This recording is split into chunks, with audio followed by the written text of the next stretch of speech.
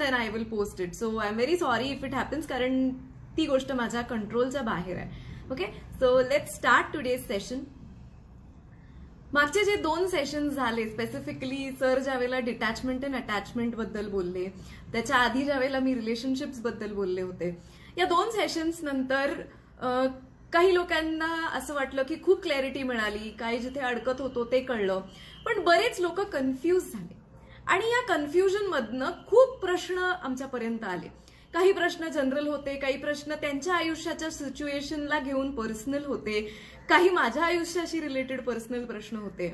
So ह्या सगळे प्रश्नांची उत्तरं इथे देणं तर शक्य नाहीये, पण जेवढे मेजर ऍस्पेक्ट्स आहेत त्याच्यातनं आपण ही डिटॅचमेंट अँड अटॅचमेंट कॉन्सेप्ट समजून घेण्याचा प्रयत्न करूया, तर क्लॅरिटी मिळेल आपल्याला. नाहीतर आपल्याला कळणारच नाही की एक्झॅक्टली मला जे वाटतंय ते योग्य आहे का अयोग्य आहे, मला हे वाटलं पण पाहिजे की नाही वाटलं पाहिजे, मी कसं रिलेट केलं पाहिजे लाईफशी. सो या सगळ्यावरती आज आपण क्लॅरिटी घेण्याचा प्रयत्न करणार आहे through understanding this concept of detachment and attachment. ज्या लोकांनी प्रश्न पाठवलेत हे जरासे रिलेशनशिपवरती आणि जरा पर्सनल असल्यामुळे मी त्यांची नावं वाचणार नाहीये. I will just read the questions. सगळ्यात पहिलं तर ज्या वेळेला आपण रिलेशनशिप समजून घेतो किंवा हे सगळे कॉन्सेप्ट समजून घेतो, हे खूप सब्जेक्टिव्ह आहे ऍक्च्युली. म्हणजे प्रत्येक माणसाला कदाचित प्रत्येक प्रश्नाचं उत्तर वेगळं असेल, कारण त्याच्या आयुष्याची सिच्युएशन, त्याची समज, त्याची गरज आयुष्याची, समोरचा पार्टनर त्याच्या आयुष्यात काय पद्धतीचा आहे, त्यांचे सर्कमस्टॅन्सेस काय आहेत, त्यांचं फायनान्शियल सेटअप काय आहे, इमोशनल अरेंजमेंट काय आहे, हे सगळ्याला घेऊन ऍक्च्युली हे सगळं खूप सब्जेक्टिव्ह असतं. प्रत्येक केसनुसार, प्रत्येक माणसानुसार ह्याची उत्तरं डेफिनेटली बदलतात, पण काही युनिव्हर्सल कॉन्सेप्ट्स आहेत. सो त्यातलीच एक कॉन्सेप्ट म्हणजे डिटॅचमेंट अँड अटॅचमेंट. आता ज्या वेळेला आपण हे ऐकतो detachment and attachment, so sir ज्या वेळेला असं काहीतरी आपल्याला समजावून सांगण्याचा प्रयत्न करतात, हे सगळं जे त्यांना कळलं, जे ते ऍक्च्युली अनुभवतायत आणि जे ते ऍक्च्युली प्रॅक्टिस करतायत त्यांच्या आयुष्यामध्ये, हे सगळं एक स्पिरिच्युअल एव्होल्युशन आहे. सो जसं जसं त्यांच्या आयुष्यात किंवा या ज्या लोकांच्या आयुष्यामध्ये ही स्पिरिच्युअल एव्होल्युशन घडली, त्यांच्या आयुष्यात ह्या गोष्टी घडत गेल्या. And then probably they realized की असं ऍटिट्यूडनी जर माणसं जगायला लागली, ही कॉन्सेप्ट जर लोकांना कळली, तर जो सगळा स्ट्रेस आहे रिलेशनशिप्सला घेऊन, जो सगळा स्ट्रेस आहे, जो पेन आहे अटॅचमेंट्सला घेऊन, आपल्याला जसं ट्रीट केलं जातं ह्या गोष्टींना घेऊन, हे कितीतरी प्रमाणात माणसाच्या आयुष्यातनं डिझॉल्व्ह होऊ शकतं आणि माणसं फ्री होऊ शकतात. सो डिटॅचमेंट इन अटॅचमेंट ही आपल्या आयुष्यात सुद्धा जसं स्पिरिच्युअल एव्होल्युशन्स घडतील, घडणार आहे. एक कॉन्सेप्ट ऐकल्यावरती ती लगेच उद्याच्या उद्याच आपल्या आयुष्यात इम्प्लिमेंट होईल असं नाहीये, because we come with a lot of baggage. पण आपल्याला हे कळलं पाहिजे की आपण ज्या वेळेला हे सगळं अपग्रेडिंग शिकतोय लाईफमधलं, life upgrading, spiritual upgrading, emotional upgrading, so या सगळ्यामध्ये आपल्याला त्या अवस्थेला पोचायचंय, हा एम आहे आपला. सो कदाचित आपण एकदम त्या लेवलनी नाही वागू शकत, पण ऍटलिस्ट आपल्याला हे कळू देत की टप्प्याटप्प्याने का होईना आपल्याला ती अवस्था गाठायची की जिथे we experience detachment in attachment and we can actually live it. आता याचा अर्थ काय? याचा अर्थ की तुम्ही ज्या वेळेला भौतिक स्तरावरती काहीही करता, मग अगदी तुमच्या कामातली गोष्ट असेल, रिलेशनशिप्स असतील, तुमच्या मुलांशी असलेली तुमची अटॅचमेंट असेल, तुमचे कर्तव्य असतील, ती तुम्ही 100% करताय, तेवढ्याच इन्व्हॉल्वमेंटनी करताय, पण त्याचा जो फीडबॅक आहे त्याच्याशी तुम्ही ऑब्सेस्ड नाहीये. त्या फीडबॅक करता तुम्ही ते सगळं करत नाहीये आणि तो फीडबॅक कसाही आला तरी तुमची सुई हलत नाही. Is detachment in attachment. जो सर्वसाधारण माणूस सगळ्या गोष्टी का करत असतो? का तर त्याला कुठेतरी ऍट द एंड हवं असतं की कुणीतरी मला चांगलं म्हणावं, कुणीतरी माझ्यातली जी प्रेमाची कमतरता आहे ही भरून काढावी.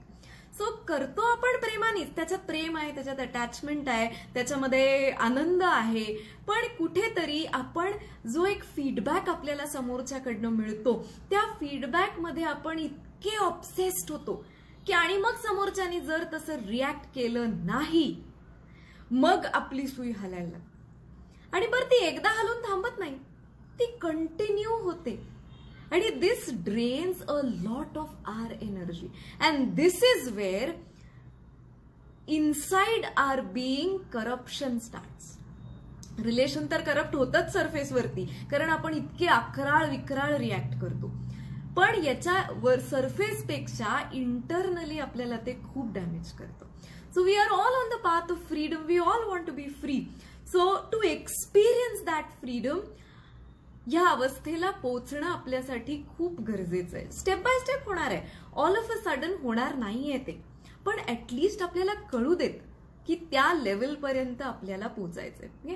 सो पहिला प्रश्न माझ्याकडे जो आहे, जो रिलेशनशिपशी रिलेटेड आहे, तो एका व्यक्तीनं असं विचारलंय की माझी मुलगी आत्ता 2 वर्षाची आहे आणि हे सगळं डिटॅचमेंट अँड अटॅचमेंट ऐकल्यावरती मी प्रचंड कन्फ्यूज झालोय, कारण मी इतका तिच्याशी अटॅच्ड आहे. मला ऑफिसमधनं असं होतं की मी कधी लवकर घरी, आणि मी आता बँकिंगमध्ये असल्यामुळे मी इमर्जन्सी सर्व्हिसेसमध्ये आहे, सो मला तरी मला बाहेर जावं लागतंय आणि मला इतकी ओढ लागलेली असते की मी कधी एकदा येऊन तिला भेटतोय आणि ती कधी एकदा माझ्याकडे बघून हसतीये किंवा मला येऊन मिठी मारतीये किंवा ती नुकती बोलायला लागली आहे तर ती कधी बाबा म्हणून मला हाक मारते.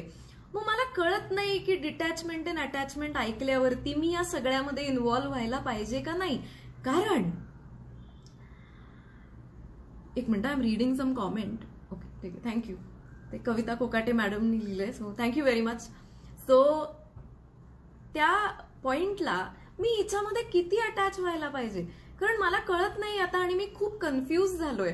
आणि पुढे 18 वर्षानंतर 20 वर्षानंतर तिला हे काहीच आठवणार नाहीये की ती लहान असताना मी तिचे किती लाड केलेत किंवा मी तिच्यासाठी किती सॅक्रिफाईस केलेलं आहे, तिला एक चांगलं आयुष्य मिळावं म्हणून मी किती ओव्हरटाईम केलेला आहे, मी माझ्या किती इच्छा मारलेल्या आहेत, हे तिला काहीच आठवणार नाहीये. आणि ती काही असे निर्णय घेणार आहे जे मला आवडणार नाहीयेत. तिच्या आयुष्यामध्ये कोणीतरी असं येणार आहे की जो माझ्यापेक्षा महत्वाचा होणार आहे. मग त्यावेळेला जर मला डिटॅच व्हायचंच आहे तर मी इन द फर्स्ट प्लेस अटॅचच का हो. आता असा प्रश्न जर आपल्या आई वडिलांना पडला असता तर आपल्याला किती प्रेम मिळालं असतं आयुष्यात. 20 वर्षांनंतर डिटॅचमेंट घडणार आहे म्हणून 20 वर्ष आयुष्याची अटॅचमेंट, ते प्रेम निर्माणच होऊ द्यायचं नाही. आपण किती महत्वाची एनर्जी आपल्या आयुष्यातनं मुकतोय. जसं एक मूल जन्माला येतं ना, त्यावेळेला एक आई पण जन्माला येते, एक बाबा पण जन्माला येतो, एक आजी पण जन्माला येते, एक आजोबा पण जन्माला येतात. सो सगळे जण एका नवीन रोलमध्ये शिकतायत. And love is such a beautiful energy, it binds everything. कितीतरी गोष्टी आपण प्रेमामध्ये अशा करतो की ज्या आपण नॉर्मली करण्याची कल्पना पण करू शकत नाही. It makes everything so beautiful. इतका आनंद आपल्या सिस्टीममध्ये निर्माण होतो, दिवस बदलतात, आपली स्वप्न बदलतात, आपल्या आयुष्याचा उद्देश बदलतो. Love is that energy that gives you the strength to do so many things in life. Problem कुठे आहे? ज्या वेळेला आपण प्रेम करतो आणि समोरच्याला त्या प्रेमामध्ये जखडून ठेवतो, ज्या वेळेला आई वडील मुलांच्या बाबतीत ओव्हर प्रोटेक्टिव्ह होतात, they don't allow them to explore life. Yes, definitely you want them to be safe. पण जरा जरी मुलं लहान असताना जरा जरी काहीतरी ऑफ ट्रॅक वागली की आई वडिलांना लगेच असं वाटतं की अरे बापरे आता कसं होणार. तुम्ही इतक्या पॅनिक स्टेटमध्ये आहात. Your parenting, you are acting as a weak parent. ज्या वेळेला अटॅचमेंट मधून ऑब्सेशन क्रिएट होतं की समोरच्याच्या आयुष्यामध्ये फक्त मी सोडून दुसरं काहीच नाही. मग अगदी त्याची आई सुद्धा नाही किंवा उलट सुद्धा असेल. बायकोचं ऑब्सेशन असेल नवऱ्याबद्दल, नवऱ्याचं ऑब्सेशन असेल बायकोबद्दल, कोणीही दुसरं नाही इम्पॉर्टन्स. हे असं जखडून बांधलं गेलेलं जे प्रेम आहे ना, ज्याला आपण वरवर प्रेम म्हणतो, ही कीड आहे. मग ही कीड आपल्याला तर कुरतडणारच आहे आतून, पण जो आपल्याबरोबर बांधला गेलाय रिलेशनशिपमध्ये त्यालाही कुरतडणार आहे. 20 वर्षांनी डिटॅच व्हायचंय म्हणून त्या बाळाला जे 20 वर्ष प्रेमाच्या नरिशमेंटची गरज आहे तीच द्यायची नाही आपण का? कारण आपण घाबरलेलो आहे की my heart is going to break, मी ते घेऊ शकणार नाही त्यावेळेला.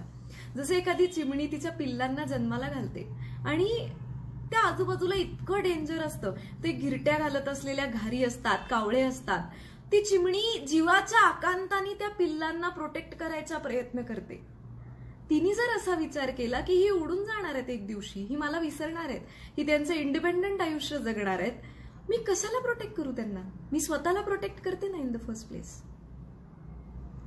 So detachment in attachment is not withdrawing love. लक्षात घ्या, it is not withdrawing love, it is withdrawing obsession and possession of love.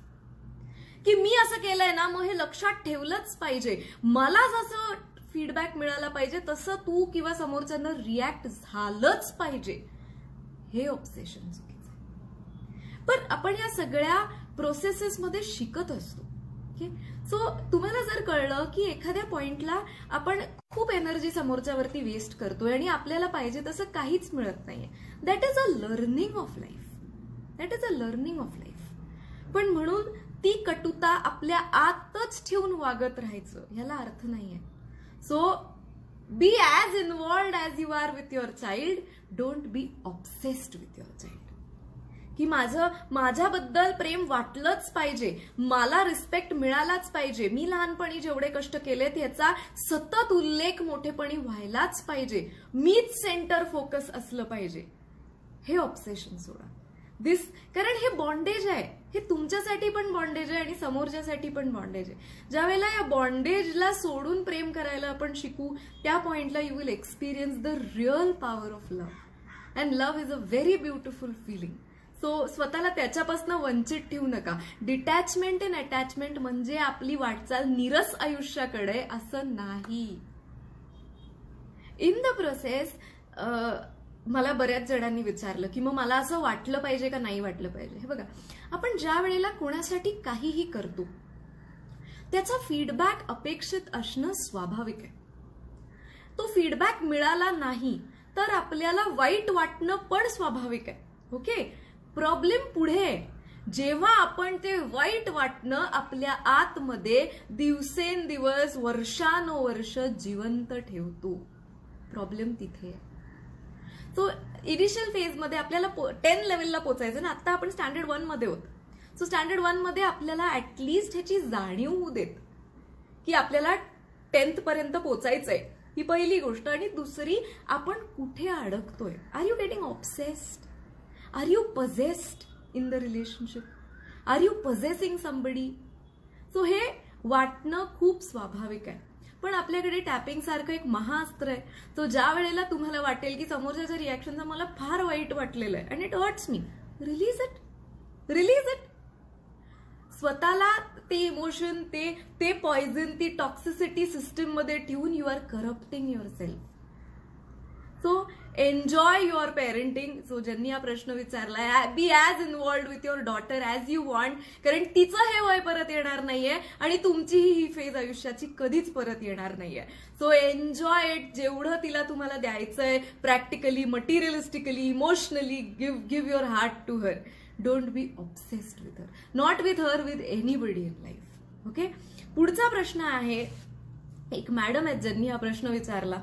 त्या असं म्हणतात की मी माझ्या नवऱ्याशी खूप अटॅच आहे आणि तो तेवढा माझ्याशी अटॅच नाहीये, याचं मला फार वाईट वाटतं. मला डिटॅचमेंट अँड अटॅचमेंट खूप कन्फ्यूज करते, कारण मग ज्या वेळेला मी डिटॅच व्हायचं ठरवते तर मला त्याच्यासाठी काहीच करू नये असं वाटतं. पण मग मला मी सेल्फिश आहे ह्याची सतत गिल्ट वाटते. काय करायचं, मी खूप त्रस्त आहे. मला खरं तर तुम्हाला पर्सनली येऊन भेटायचंय, पण करोनामुळे ते शक्य कधी होईल मला माहिती नाही, पण तोपर्यंत प्लीज उपाय सांगा. आता a feeling of being wanted in a relationship. Okay, प्रेम, आपल्याला इम्पॉर्टन्स, कुणाच्या तरी आयुष्याचा आपण सेंटर फोकस आहोत, सगळं आपल्या कंट्रोलमध्ये आहे, हे फिलिंग खूप छान आहे. कारण आपल्याला सिक्युअर करणारं फिलिंग आहे. ओके, आपल्याला सिक्युअर करणारं हे फिलिंग आहे. सो हे नॅचरली सगळ्यांच्यातच काही प्रमाणामध्ये असतंच. प्रत्येकाच्या स्वभावानुसार, त्याच्या बैठकीनुसार त्याचं एक्सप्रेशन वेगवेगळं असतं. काही जण शांत असतात, काही जण अग्रेसिव्ह होतात, काही जण कंट्रोल सुटायला लागला की सैरावैरा होतात. But everybody has to evolve through these phases. So आणि पहिलं जात्या म्हणतात की माझं त्याच्यावर खूप प्रेम आहे, पण त्याचं नाहीये असं मला वाटतं. आता पहिली गोष्ट तर आपण हे लक्षात घेतलं पाहिजे की एक बाईचं ब्रेन आणि एक पुरुषाचं ब्रेन ह्याच्यामध्ये फार फरक आहे. दोघांच्या वागण्यात फरक आहे, दोघांच्या कॉन्स्ट्रक्टमध्ये खूप फरक आहे. A female is filled with estrogen and all love hormones. So सतत प्रेमाचं एक्सप्रेशन हे एका बाईच्या कॉन्स्ट्रक्टला खूप नॉर्मल आहे. व्हेअरॅज एक पुरुषाचं कॉन्स्ट्रक्ट ते लॅक करतं. सो एका बाईला कदाचित 100 वेळा दिवसातनं आय लव्ह यू म्हटल्यावर सिक्युअर्ड वाटत असेल, आणि एका पुरुषाला वाटत असेल की म्हटलंय ना एकदा 6 वर्षापूर्वी, आहे ना, गेलोय का अजून कुठे. पण त्या बाईला हे कळत नसल्यामुळे ती सतत इनसिक्युअर व्हायला लागते. सगळ्याच बायका अशा असतात असं नाही. दिस इज 90% ऑफ द केसेस. बऱ्याच वेळेला पुरुष देखील या कॅटेगरीमध्ये असतात की त्यांना सतत हा अश्युरन्स पाहिजे असतो की समोरचा नक्की माझा आहे ना, नक्की त्याच्या डोक्यात दुसरं काही चाललेलं नाहीये ना. आपल्याला सगळ्यांना तुम्ही जर बघितलं तर टू द कोर आपण काय शोधतोय? आपण सिक्युरिटी शोधतोय. आपण प्रचंड प्रमाणात सिक्युरिटी शोधतोय रिलेशनशिप्समध्ये. आणि ज्या वेळेला असं काहीही घडतं की जिथे आपल्याला वाटतं की आपली सिक्युरिटी जायला लागलीय, आपला इम्पॉर्टन्स, आपला कंट्रोल जायला लागलाय, we lose control and we freak out. का आपण एवढे कंट्रोल फ्रीक असतो? का आपल्याला एवढी सिक्युरिटी पाहिजे? कारण त्या इनसिक्युरिटीचा गाभाच आपल्याला आहे. ती इनसिक्युरिटी, ती कमतरता, त्याच्यामुळे मिळालेलं रिलेशन, त्याची अशी गचांडी आपण आवडतो. कारण एवढ्या वर्षात काही लोकांच्या आयुष्यात असं असतं की लहानपणापासून त्यांना पाहिजे तसं प्रेम त्यांना मिळालेलं नसतं. सो ज्या वेळेला ते प्रेम मिळतं त्यावेळेला ते त्या प्रेमाबद्दल इतके इन्सिक्युअर होतात की त्यांना ते ऍट एनी कॉस्ट जाऊ द्यायचं नसतं. सो ते त्या प्रेमाची अशी गचांडी आवळायला लागतात. आता गचांडी आवळल्यावरती समोरचा 100% सफोकेट होणार आहे. सो जसं तुम्ही तुमच्या सिक्युरिटीसाठी त्याला धरून ठेवायचा प्रयत्न करताय, तसं तो त्याच्या सिक्युरिटीसाठी तुमच्यापासून पळणार आहे. So see, nobody likes to listen to दिस.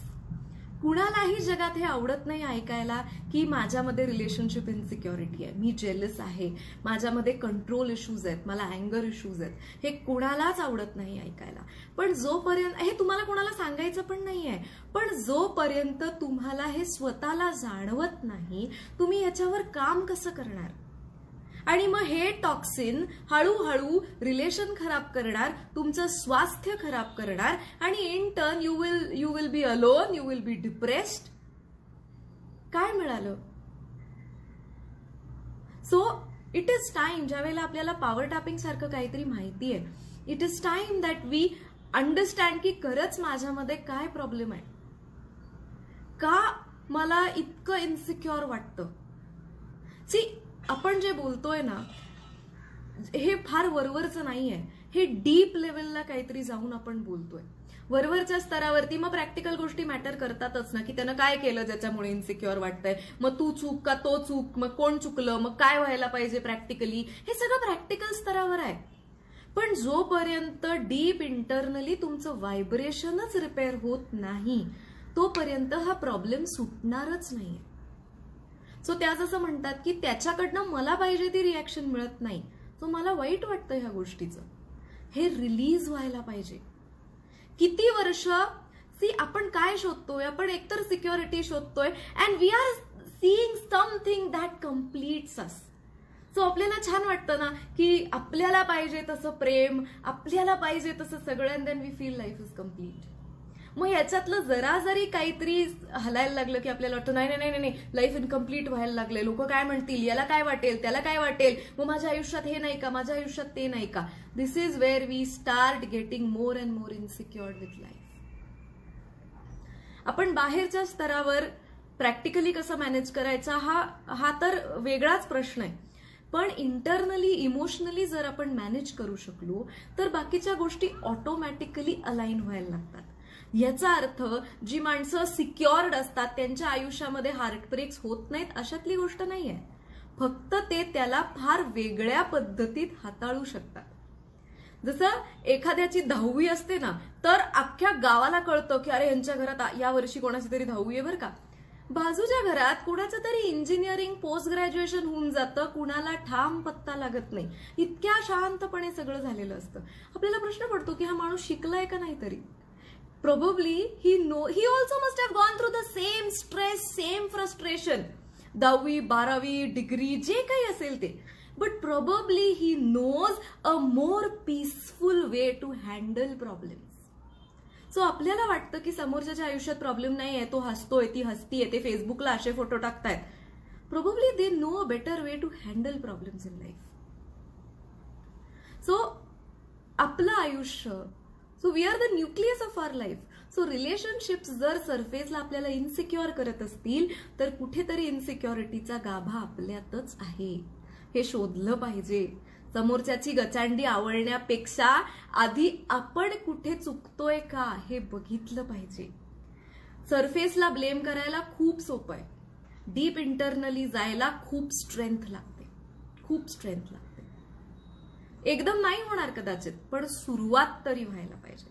पुढे ते असं म्हणतात की ज्या वेळेला मी डिटॅच होते त्यावेळेला मला त्याच्यासाठी काहीच करू नये असं वाटतं. आता बघा, एका एंडला आपण कुठे आहोत, आपण इतकं प्रेमाने भरलेलो आहे, असं म्हणतोय की आपण त्याच्यासाठी सगळं करतोय. ऍक्च्युली प्रेम आहे का? ऍक्च्युली कमतरता आहे. सो आपल्याला वाटतं की इफ वी डू स्टफ, मी जेवण छान केलं, सगळं त्यांना पाहिजे तसं केलं, सगळं अगदी त्यांना पाहिजे तसं वागलं, तर आपल्याला तो प्रेज, ते अश्युरन्स, ते अप्रिसिएशन मिळेल. वर लेअर प्रेमाचाच आहे, पण आत खोल स्तरावरती त्याला इनसिक्युरिटीची कीड आहे. तुम्ही वरनं एकदम चकाचक लॅमिनेट लावलेलं आहे, पण लाकडाला जर आतनं वाळवी लागली असेल तर ते कधीतरी तर बाहेर येणारच आहे. It's going to spoil the whole thing one day. So हे स्पॉइल होण्याच्या आधी लेट्स इंट्रोस्पेक्ट.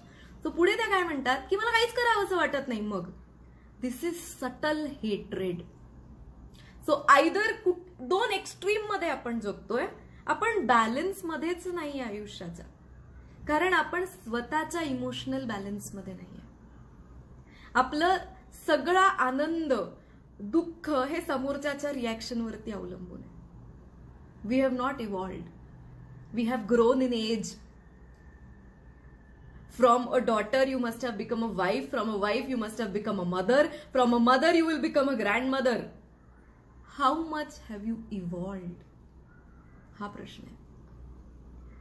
आपण हेट मधनं रिॲक्ट करतोय. मी बघा, आपल्याला ज्या माणसाकडून प्रेम पाहिजे त्याच्याबद्दल डीप लेवलला अंतस्तात तिरस्कार आहे, कारण हा माणूस आपल्याला पाहिजे तसा वागलेला नाहीये. एनर्जीच्या लेवलला तुम्ही वरवर कितीही प्रेम प्रेम प्रेम करा, तुमच्या रिलेशनमध्ये कायम फ्रिक्शन राहणार आहे, because there is a deep hatred in your system. आपल्याला वाटतं हेट म्हणजे जर मी समोरच्याला शिवीगाळ केली किंवा मी मारहाण केली किंवा मी व्हायलंट झाले, वरती भांडणं केली तरच हेट आहे, असं नाहीये. प्रत्येकाच्या स्वभावानुसार त्यांच्या हेटचं एक्सप्रेशन पण वेगवेगळं असतं. तुम्हाला कळणार पण नाही, तुमच्या बाजूला माणूस बसलेला आहे, छान बोलतोय तुमच्याशी, त्याच्या मनामध्ये तुमच्याबद्दल किती तिरस्कार आहे. अशी असतात काही माणसं. सो आपल्याला जर रिलेशन सरफेसला रिपेअर करायचंय तर आपल्याला सगळ्यात पहिलं आपलं आपल्याशी असलेलं रिलेशन रिपेअर करायला हवं. बाहेरून तुम्ही ज्या वेळेला, हे स्वाभाविक आहे, ते एन्जॉय करायचं नाहीये असं नाहीये, पण ते एन्जॉयमेंटच्या लेवलला असलं पाहिजे. समोरच्याची रिॲक्शन हा आपल्या आयुष्याचा सेंटर फोकस होतो. आणि मग समोरचा तुम्हाला एक दिवशी म्हणतो की मी कुठं सांगितलं होतं असं सगळं करायला. You had the choice to live your life. You did not choose. So, repair the relation with yourself first. या दोन एक्स्ट्रीम्स मध्ये जाऊ नका की एकतर एवढं प्रेम, गाढवी प्रेम, की त्याला मारून प्रेम करायचं आणि एकीकडे त्याच्याकडे बघायचंच नाही अजिबात. हे हेट्रेडनी रिॲक्ट करतोय आणि हे सगळं समोर रिॲक्ट होण्याच्या आधी आपल्या सिस्टीम मध्ये प्रोसेस होतोय. सो तुमची प्रत्येक पेशी त्या हेटच्या केमिकल्सला रिस्पॉन्ड करते, त्या कमतरतेच्या केमिकल्सला रिस्पॉन्ड करते. सो तुम्ही तुमचं व्हायब्रेशन तर बिघडवताच आहे. व्हायब्रेशन बिघडल्यावरती ऑटोमॅटिकली तुम्हाला जे युनिव्हर्सकडनं रिस्पॉन्स मिळणार आहे तो तर बिघडलाच आहे. प्लस इंटरनली तुम्ही सतत स्ट्रेस हॉर्मोन्स प्रोसेस करत असल्यामुळे तुमचे जे सगळे व्हायटल ऑर्गन्स आहेत हे पण कॉम्प्रोमाइज व्हायला लागलेले आहेत. It is not difficult to heal a relationship with yourself. किती छान असेल ती अवस्था की you are in love, not with somebody but you are in love, you are love.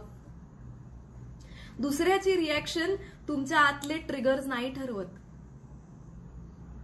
ती स्टेट आपल्याला अचीव्ह करता आली पाहिजे. ऑल ऑफ अ सडन नाही होणार. We are all evolving, we are all learning with life. So all of a sudden होणार नाहीये ते, पण ऍटलिस्ट आपल्याला कळलं पाहिजे की आपली जर्नी टुवर्ड्स दॅट आहे. सो या दोन एक्स्ट्रीम्स मध्ये जगू नका. ऑनेस्टली हेट्रेड असेल सिस्टीम मधनं तर हेट्रेड रिलीज करा, because your system is processing it.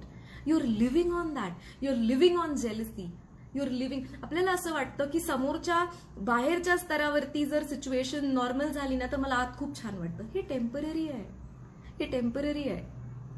खूप लोकांना असं वाटतं की कोणीतरी आयुष्यात आलं ना छान असं प्रेम करणारं की माझं आयुष्य खूप छान होणार. हे टेम्पररी आहे. कधीतरी तुमचा ऍक्च्युअल सेल्फ बाहेर येणारच आहे, कधीतरी समोरच्या माणसाचा ऍक्च्युअल सेल्फ बाहेर येणारच आहे. सो दुसरं कोणी तुम्हाला कम्प्लीट नाही फील करू शकत असं वाटत असलं तरी. Your life starts with your vibration and ends with your vibration. So feeling complete from within is important. Okay? So आणि दुसरं खूप लोक विचारतात की मग मला जी एक नॅचरल ओढ वाटते, स्वाभाविक आहे. आपल्याला प्रेम वाटणं, ओढ वाटणं कोणाबद्दल स्वाभाविक आहे. चुकतं कुठे? अट्टाहास करणं की समोरच्याकडनं पण तेच मिळालं पाहिजे आणि ते नाही मिळाल्यावरती जो दंगा सुरू होतो, that is the whole problem. आणि कुणालाच दंगा नको असतो. कुणाला मॅनेजमेंट पाहिजे रिलेशनशिपमध्ये की सतत डोक्याला त्रास की हा माणूस आता कसा वागणार आहे देवाला माहिती, ही बाई आता कसं वागणार आहे देवाला माहिती. Let relationships be strength and not weakness. अवघड आहे, कुणालाही आवडणार नाहीये हे स्वतःशी रिलेट करायला. So in short, unconditional love. Okay, unconditional love ही जरा कॉन्सेप्ट ओव्हर रेटेड आहे. I won't say that it is unconditional love because you always expect a response. Okay, you always expect a response. The problem, unconditional love म्हटलं की आपल्याला आपली गोची कुठे होते, आपल्याला असं वाटतं की मग मला रिॲक्शन पण नाही एक्सपेक्ट केली पाहिजे मी. असं नाहीये. यू एक्सपेक्ट अ रिॲक्शन, पण ती आली नाही आणि तेवढ्या पुरतं वाईट वाटलं तर टॅपिंगनी त्या अवस्थेतनं बाहेर पडा, पलीकडे जा त्याच्या. अनकंडिशनल लव्ह ही फार ओव्हररेटेड कॉन्सेप्ट, आपल्याला पटकन कळत नाही. त्याच्यामुळे हा प्रश्न क्रिएट होतो ना, मग मला माझ्या मुलाबद्दल जे वाटतं, माझ्या मुलीबद्दल जे वाटतं, माझ्या नवऱ्याबद्दल जे वाटतं, XYZ मित्राबद्दल जे वाटतं, मैत्रिणीबद्दल जे वाटतं, मग हे चुकीचं आहे का? त्याच्याकडनं त्याच रिॲक्शनची अपेक्षा आणि नाही मिळाल्यानंतर आपल्याला त्रास करून घेण्याची जी आपली सवय आहे, आणि प्रॉब्लेम नुसता आपल्याला त्रासापुरता राहत नाही, लोक त्यांना सुद्धा त्रास देतात. तू कसा वाईट आहेस, तू कशी वाईट आहेस, तुला कसं प्रेम करता येत नाही, हे न प्रेम करणाऱ्या माणसाला सारखं सारखं सांगायचं काय पॉइंट आहे? Okay, so going ahead with this, पुढचा एक प्रश्न आहे की एका मॅडमनी मला विचारलंय की असं जर सगळं असेल तर मग तुमचं आणि तुमच्या मुलीचं रिलेशन कसं आहे, and is she indifferent to you or are you indifferent to her? आता इनडिफरंट आणि डिटॅचमेंट हे दोन वेगळे शब्द आहेत. डिटॅचमेंटचा अर्थ की आपल्याला कुठल्याही फीडबॅकशी, घडणाऱ्या फीडबॅकशी आसक्ती नाही. Okay, that is detachment. Indifference म्हणजे मला फरकच पडत नाही. ओके, की समोरचा त्याला त्रास होतोय, मला फरक पडत नाही. मी कशी वागते मला फरक पडत नाही. मी फक्त माझं बघणार आहे. दिस इज इनडिफरन्स, की जिथे आपण विचार सुद्धा करू शकत नाही की अरे आपल्या ऍक्शन्सचा किंवा आपल्या वागण्याचं रेपरकर्शन समोरच्यावरती काय होऊ शकतं. That is indifference. की फक्त स्वतःचा, आपण थोडक्यात त्याला सेल्फिशनेस म्हणू शकतो, की फक्त स्वतःचं आयुष्य फक्त स्वतःभोवती फिरतं आणि दुसऱ्या प्रत्येक माणसाला you are absolutely indifferent to the person who is surrounding you. This is indifference. So coming to my and Samaira's relation, she will be 3 years old next month. I am equally attached to her. जसं कुठलीही आई तिच्याशी attached असेल तेवढीच मी तिच्याशी attached आहे, तेवढीच ती पण माझ्याशी अटॅच्ड आहे. आणि रेग्युलर जशी मुलं असतात, जसे at times she is crying, की ऍट टाइम्स तिला मला सोडायचं नसतं, at times she is angry with me, at times तिचे मूड स्विंग्स असतात. दॅट्स ओके, कारण तिची पण एक इंडिव्हिज्युअल पर्सनॅलिटी आहे and I do respect that. मला तिच्याबद्दल अटॅचमेंट आहे, पण मला तिच्याबद्दल कुठलंही ऑब्सेशन नाही आहे की तिच्या आयुष्यात फक्त मीच. म्हणजे तिला उद्या कोणी विचारलं की तुला सगळ्यात जास्त कोण आवडतं, तर तिने मम्माच म्हटलं पाहिजे. की ती म्हणते मम्माच आत्ता तरी, पण याला माझी आसक्ती नाही. उद्या तिने माझ्या आईचं नाव घेतलं तरी I am equally happy with that, because I am not obsessed with her reactions towards me. So I can love her being very very free from what she reacts with me. So आपल्याला नीरस व्हायचं नाहीये, आपल्याला इंडिफरंट व्हायचं नाहीये, आपल्याला फक्त स्वतःला इव्हॉल्व्ह करायचंय. आज काय होतं, आपण खूप करतो समोरच्यासाठी. कशाला करतो? आपल्याला कोणीतरी म्हणायला पाहिजे असतं की किती प्रेमळ आहे, किती छान आहे ग ही, किती छान आहे ग हा. ती जी नीड आहे ना आपली, ती समोरच्याकडनं आपल्याला पूर्ण करायची असते. But if you are complete within, you are so free, you are free. तुम्ही कुणाच्याही रिॲक्शन्ससाठी अवलंबून नाहीये. And that is evolution and that is freedom. Okay, so detachment and attachment बऱ्यापैकी I have tried to explain. आणि तुमचे काही प्रश्न असतील over detachment and attachment, you can definitely send. खूप लोकांनी प्रश्न पाठवलेत, पण ते इतके सब्जेक्टिव्ह आहेत, त्यांच्या आयुष्याशी इतके रिलेटेड आहेत की ते इथे नाही घेऊ शकत, कारण प्रत्येकाची गणितं वेगळी असतात, प्रत्येकाची माणसं वेगळी असतात आयुष्यात. Okay, coming to a point जिथे आपण आता डिटॅचमेंट अँड अटॅचमेंट थोडंसं पुढे नेणार आहे. अजून आपण नुसतं रिलेशन्समध्ये अटॅच्ड असतो असं नाहीये, आपण कितीतरी मटेरियलिस्टिक गोष्टींशी अटॅच्ड असतो, कितीतरी आयडिओलॉजीज कॉन्सेप्टशी आपण इतके अशी अटॅच्ड असतो, इतके आयडेंटिफाय करतो की आपण फ्री होऊ शकत नाही. किती ऑब्सेस्ड असतो एम्स बद्दल, ड्रीम्स बद्दल, अँबिशन्स बद्दल. लोकांनी मला महत्व दिला पाहिजे ह्याच्याबद्दल, मला विचारलं पाहिजे, मला न विचारता कसं केलं, इतकं आपण ऑब्सेस्ड असतो. ज्या गोष्टीमध्ये आपण ऑब्सेस्ड असणार आहे, obsession is obviously a negative energy, ती करप्टच करणार आहे system.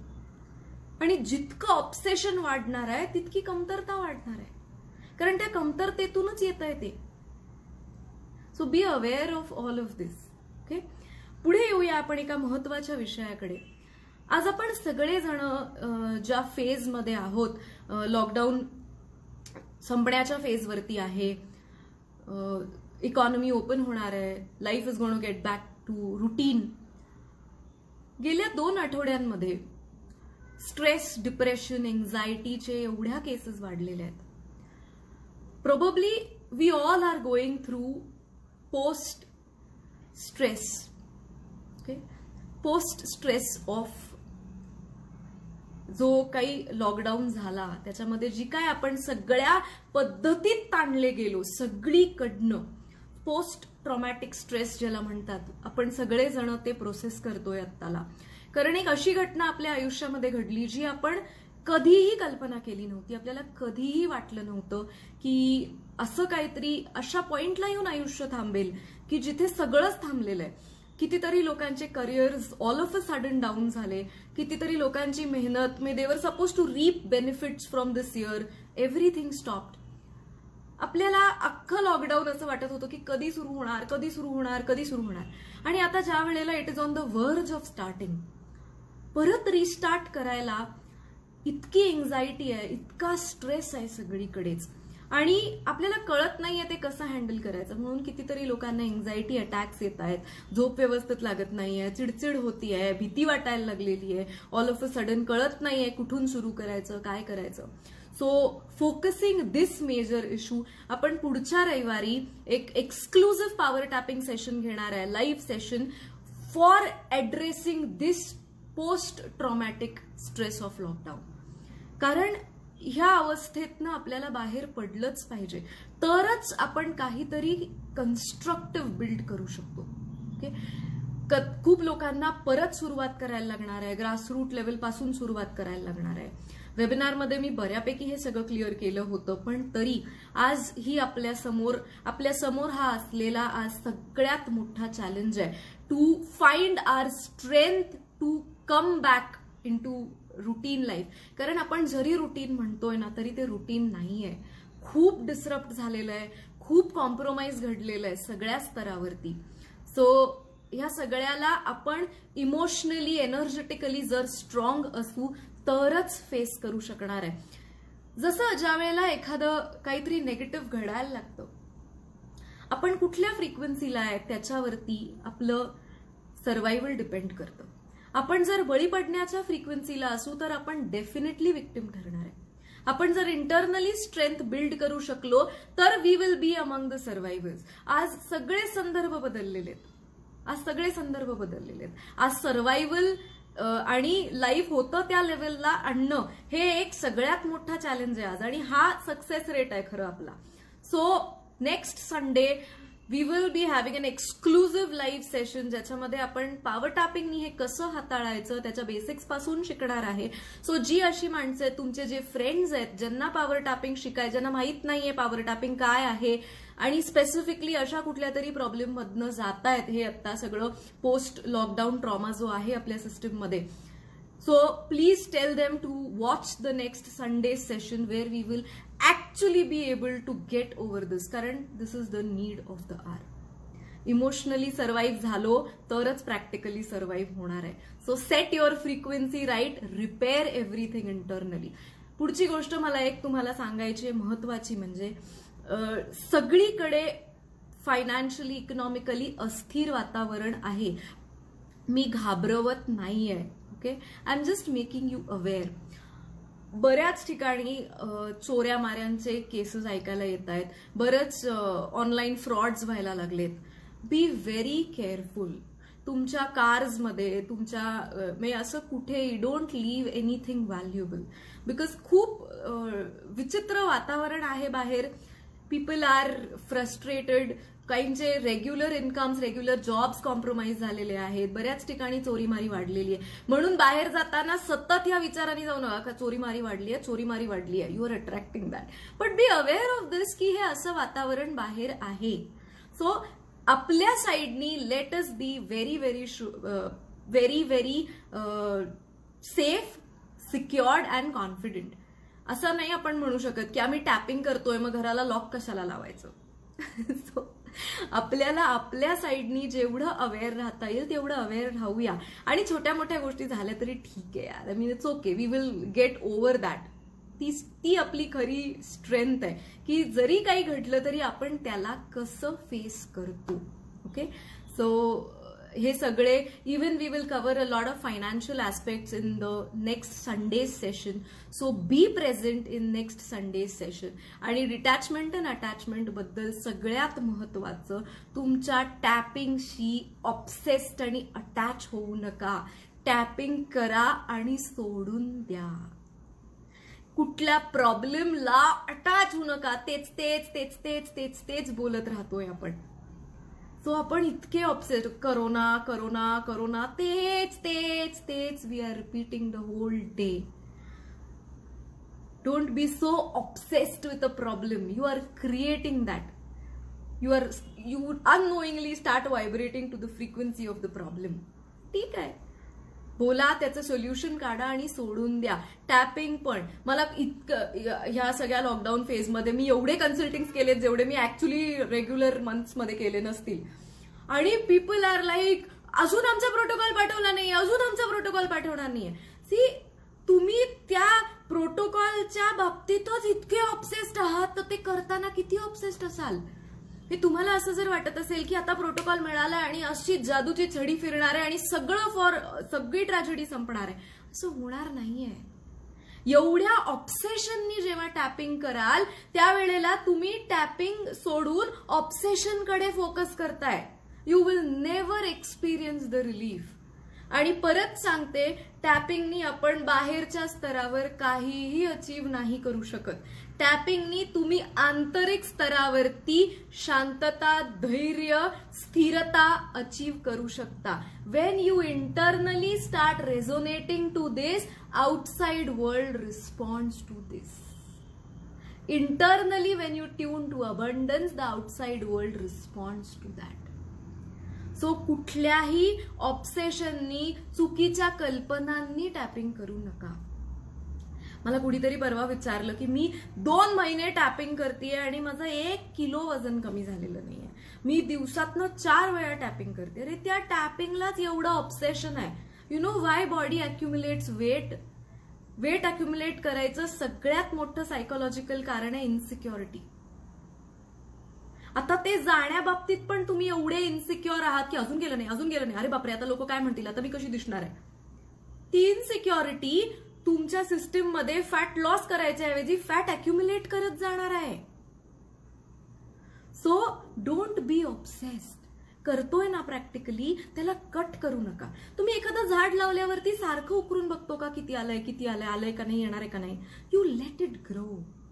So in the same way you have a problem, त्याला प्रॅक्टिकली पण सॉल्व्ह करायचंय, त्याला इमोशनली पण सॉल्व्ह करायचंय, त्याला एनर्जेटिकली पण सॉल्व्ह करायचंय, and you let it be. Rest will be taken care of. Okay. मला आता एक व्हॉट्सअप फॉरवर्ड आलेला आहे. बऱ्याच लोकांचे सिंगल जे लोक आहेत, ज्यांची लग्न झालेली नाही आहेत किंवा जे डिवोर्स ज्यांचा झालेला आहे किंवा दे हॅव लॉस्ट हजबंड और वाईफ, सो अशा लोकांनी रिलेशनशिप बद्दल कसं हे करावं. आता I will take it up some time later, but this is also a very important topic. So बऱ्याच सिंगल लोकांची त्याच्यावरती, जे सिंगल आहेत, ज्यांचं स्टेटस सिंगल आहे, काही जण रिलेशनशिपमध्ये असून पण सिंगल असतात. सो अशी बऱ्याच लोकांची मागणी आहे त्या टॉपिकवरती. We will take it up some time later, कारण हा सगळ्यांशी रिलेट होणारा टॉपिक नाहीये, बट डेफिनेटली लोनलीनेस हा सगळ्यांशी रिलेट होणारा टॉपिक आहे. तो कधीतरी आपण पुढच्या येणाऱ्या सेशन्समध्ये कव्हर करूया. पण पुढच्या संडेला आपण खूप महत्वाच्या सब्जेक्टवरती बोलणार आहोत आणि त्याच्या पुढच्या संडेला सरांचं सेशन होईल. Okay. So thank you very much for being with us today. I hope you can actually understand detachment and attachment and experience your relationships with lot of love and enjoyment without obsession and possession. Okay. So पुढच्या रविवारी भेटूया. तुमचे काही प्रश्न असतील, काही clarity तुम्हाला मिळाली असेल तर डेफिनेटली मेन्शन करा. पॉवर टॅपिंग रिलेटेड काही प्रश्न असतील तर प्लीज ते कॉमेंट्समध्ये मेन्शन करा, सो ते मला पुढच्या सेशनमध्ये कव्हर करता येतील.